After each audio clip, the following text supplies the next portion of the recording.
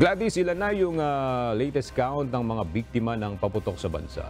Aga sa kasalukuyan, ang Department of Health ay nakapagtala na ng 441 cases o mga biktima dahil sa paputok at idagdag dito ang isang kaso dahil sa paglunok ng watusi at isang confirmed na stray bullet injury. Ngayong araw, kinumpirma ng kagawaran ang unang kaso ng pagkamatay dahil sa paputok. Ang biktima ay isang lalaki, 38 years old, mula sa Ilocos Region. Sinasabing nagsisindi ito ng sigarilyo habang nakikipag-inuman sa iba malapit sa nakaimbak na paputok. Samantala, iniulat din ng kagawaran ang unang kumpirmadong stray bullet injury kung saan ang biktima ay 23 taong gulang.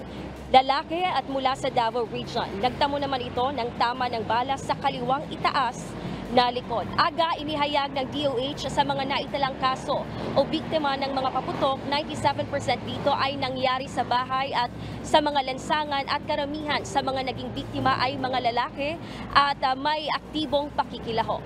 At yan muna ang ating update. Balik sa iyo dyan, Aga. Maraming salamat, Gladys Tuabe.